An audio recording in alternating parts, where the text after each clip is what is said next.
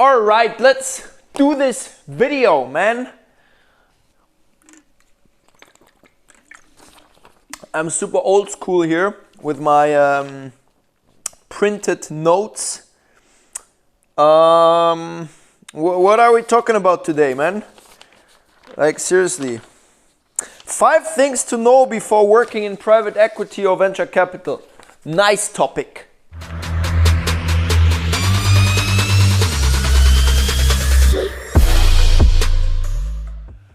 Alright, so this video can save you literally years of career mistakes, alright? It's very important to know what you're getting yourself into.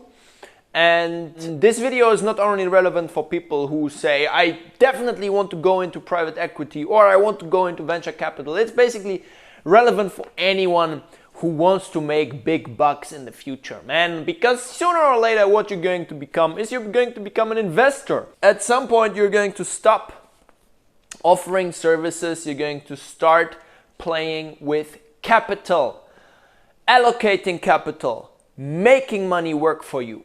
That's what you're going to do in the future if you're ambitious enough. So this video is very much relevant for all the ambitious people out there, and I'm very happy to have you on my channel. So let's get right into it. 5 things I wish I knew before going into private equity venture capital. For the disclaimer, I haven't worked in private equity ever in my whole life, unless you classify the VC and the venture building game, which is something I do. Venture building is like a small subset of what you can do in the VC space as a subset of private equity, which it is technically. So I have the right to sit here and talk about it. Okay, so 5 things I would have liked to know. And plus, you know, of course, I have multitude of people that I coached in the past, that are good friends, etc., that are working at top funds like Blackstone, KKR, whatever. Also on the other side of the aisle, I have many people from venture capital that I'm interacting with on a daily basis as a part of my job, or even have helped them get their jobs. So here are my 2 cents. First of all, the selection of the fund makes a big difference, much more than choosing the firm in management consulting or choosing the bank in investment banking, okay? If you are starting out, you're a fresh graduate, you have the dream of going into consulting or banking, then it's like, yeah, I mean, it kind of makes a little difference here and there, culture-wise, focus-wise, on which consulting firm, for example, you pick, or which investment bank you pick. But then again, not that much, right? I mean, if you are in BCG or if you're working in McKinsey, it's basically different people, and that's it. I mean, there's only so much of a difference. Whereas in private equity, it makes a huge difference. You have mega funds, you have mid-market boutiques, you have mid-market funds, you have funds that are mainly focusing on distressed game, that are focusing on restructuring, turnaround investing. You have funds that are mainly focused on growth, focused on LBOs. There is a huge universe of things, firstly, that a fund can be focused on, in terms of what private equity game is he playing, what kind of investing, and then also in terms of the fund size. And that makes, again, a very big difference, especially in terms of the workload. Because if you are at one of these mega funds, the competition gets super high. And basically the whole team is working all around the clock to find ways to justify certain deals or to extract value from certain deals that are on the table. And there's only so much potential for carry. So everybody's trying to maximize their carry. Everybody's working hard, 80 to 100 hours, and it's a grind. Whereas in mid-market funds, you know, there's less competition. There's stronger networks, you know. I mean, if you were at one of these funds in Germany, for example, you have your set of potential customers, people that you're talking to on a daily basis, some, you know, chief executive officers from SMEs, for example. And so that makes things a little bit easier.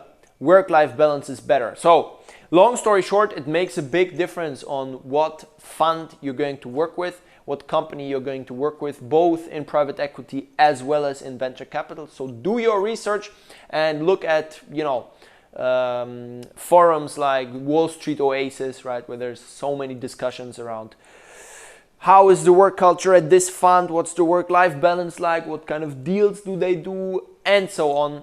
That's very important. Second point, it is extremely challenging to get into private equity and venture capital without prior experience in either investment banking, management consulting, or nice startup credentials. Now, for private equity, it's very obvious. These people want associates, want people who are able to crunch numbers, right? Who are able to take a look at deals, model them, find out whether there is possibility to extract value out of these deals. So they need people who are able to deal with numbers in a very, relaxed way, in a very comfortable way. So what they will go for most of the times is investment bankers, former investment bankers, investment banking analysts most of the times. Could also be management consultants, but what I observe is private equity funds will tend to go for investment bankers. Now, if it is a private equity fund that is heavily focused on adding value, so for helping the management team, for example, design a new growth strategy, then they will go for management consultants, because that's what management consultants do. They advise management of big companies. For venture capital, on the other hand, management consulting is not that relevant, because it's not really what you're doing with a startup. You don't have the modeling experience that an investment banker will have. And you also you can't argue with your I give advice to corporates angle, because you don't give advice to corporates. A startup is a totally different thing from a big multinational company. So your consulting edge doesn't really apply here. Now, is it impossible to get into this game being a strategy consultant? No, of course not. It's all about how you position yourself properly, but just giving this out there. For venture capital funds, it's either or preferably investment bankers, mostly for funds that are heavily quantitatively driven, so a little bit later stage funds. And on the other hand, ex-founders, because what's better than having someone who's your customer in a sense, having him work for you. So now you're switching sides. You're not in your prior startup, you got funding, you received funding. Now you're switching sides. You're the one giving funding, and you know exactly what the guy or the girl on the other table wants. So that's great. So that's point number 2. Number 3, you are unfortunately not going to be the one making the decisions, at least at the beginning. So some people have the impression or have the dream that they are going to join one of these funds and they are the one driving the deals, and actually then in the end being the one saying, okay, let's do it guys, this is a great deal, we're going to make millions and we're going to sit on yachts, drink champagne and have inspirational conversations. That's not how it goes. At the beginning you are just a small, tiny piece in a big machine. You are doing your analyses, baby please, but you're not really the one making the call in the end. That is still going to be the partners. And sometimes even within the partner structure, you have very senior partners who just by saying one word can basically dismantle all the other partners' opinions. And everyone's for the deal, but this one guy says no. And then everybody's like, okay, boss. So that's unfortunately how it is at some firms. So don't be fooled, you're not the one making the decisions. You can be the one making the decisions at some point. And if you are working at a smaller firm, smaller private equity fund, smaller VC fund, of course the chances of you being the one making the calls is exponentially higher. Now, having said that, we're talking a lot about PE and VC all the time. Check out my video, Private Equity versus Venture Capital. I think it's called, on this same channel. It's a very good one for you to get a good overview of what are the main differences. I can do another video in the future that is even more detailed, but this one is a good primer, so check it out. Private equity versus venture capital. Now, point number 4. It can be difficult, and this is particularly for venture capital, it can be difficult to make the jump from senior associate or investment manager to principal. Most of the time it's called principal. So someone who is someone like a junior partner, you could say. Making this jump is extremely difficult. Some people think, okay, I'm just going to start as an analyst at this VC fund and I'm going to work my way up until I'm partner. It's not always as easy like that, because what most people lack is deep industry experience. Even if you are an analyst or an associate working at a certain topic, focusing on a certain industry, sometimes it's difficult to build that super deep industry knowledge. And that's what prevents you from going to the next step, to actually being someone who's a junior partner or who's a partner at the firm. So I have friends who worked at VC funds. They came pretty far. They have been investment managers, people who have been allocating capital to different startups, but they were not able to make this next step to become a partner or become, as a junior partner, a principal of the firm. And what they did most of the times is they joined the industry. So they went into either startups, more mature startups most of the times, or strategic roles at big industry players for a couple of years to build that deep industry expertise. And then as a next step, they come back to the fund. So that's something to be aware of. And the last point is kind of like a double point. First of all, you're not completely independent, and secondly, you're not going to become a billionaire. So what do I mean by that? First of all, some people get into the game and they think it's, now they are at the pinnacle of mankind. So you are the one making the decisions, you give money to the people who you want to give money to, and that's it. You're the king. You're not like a crappy service provider like those investment banks, or management consultancies, but you're the one.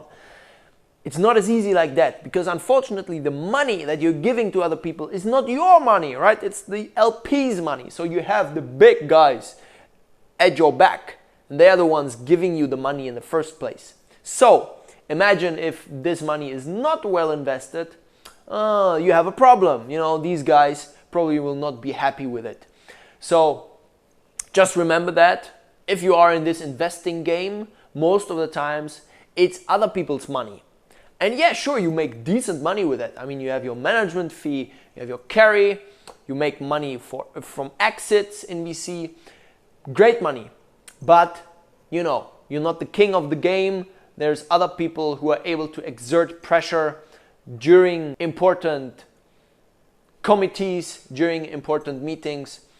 And that's something to keep in mind. Now, on the other side, the second thing I said, you're not going to become a billionaire. That's a little bit oversimplified. But what I want to say is, in this VC and PE game, as part of a fund, you can make great money. I mean, you can make millions and millions and millions.